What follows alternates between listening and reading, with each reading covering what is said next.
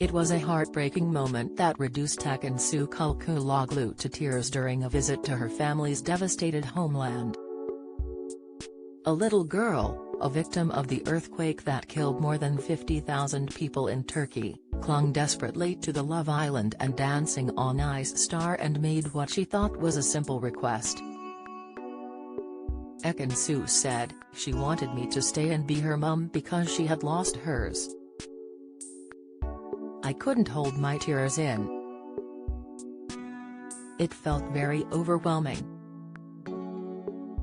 Some of the other children had also lost family members.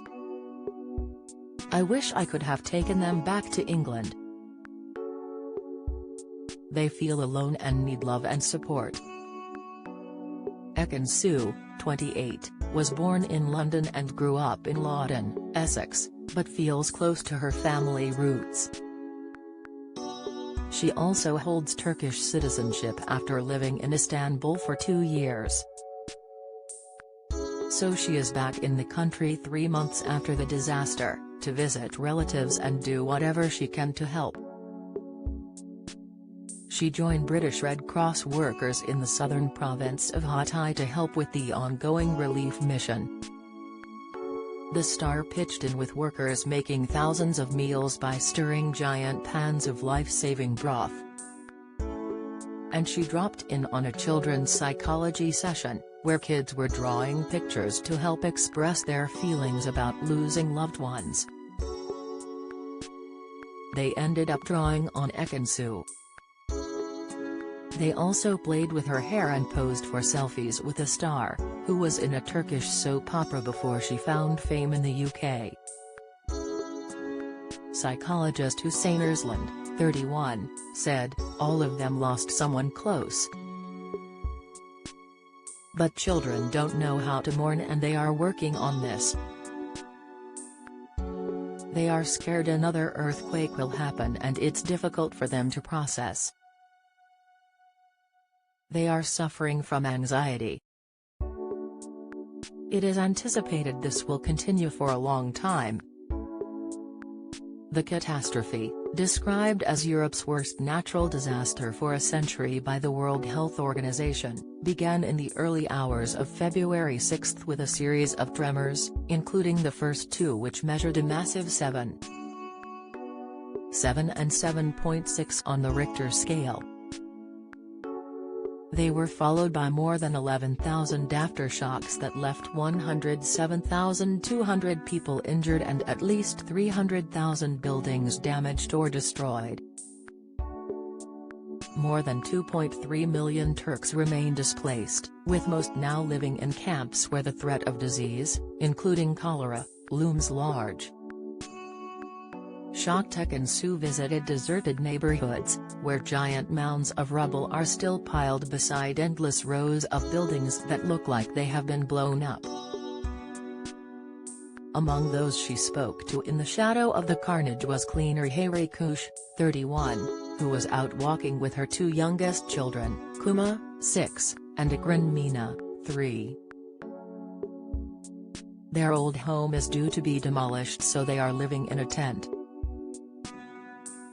Speaking about the moment the quakes hit, Hayri told Ekin-Su, "I thought our building was going to collapse, so pulled my children together. I thought, if we're going to die, we should at least all be together." My uncle's wife and his 3 children died in the earthquake. And now my sister's 5-year-old daughter has been diagnosed with cancer. They were moved from a tent to a container yesterday. Housewife Fatima Tata, 37, who also lost relatives, shared terrifying memories. She said, "Some of my neighbors lost their family in front of their eyes. They are traumatized. When the first quake struck, I thought I had died. It was like a horror film. People were covered in blood, dust and shards of glass." Kudratuz Babas, 57, heads a center that has a free shop full of essentials like nappies and powdered milk.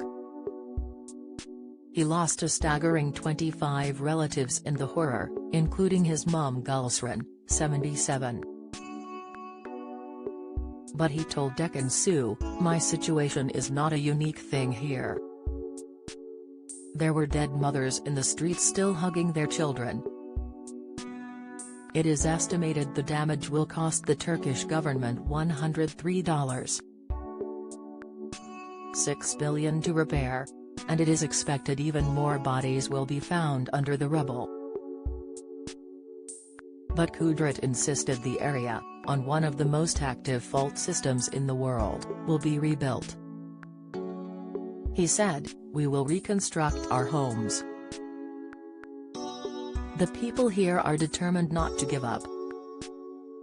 Ekin-Su, in Turkey with her Love Island boyfriend David Sanklemendi, 27, said, "This trip has made me realize a lot of things, including how blessed we are. Life isn't about having expensive things. The most important things in life are living, loving and supporting each other." She added, "I wish I could stay longer and help more, but I've felt honored to be here. I'll come back again to do whatever I can."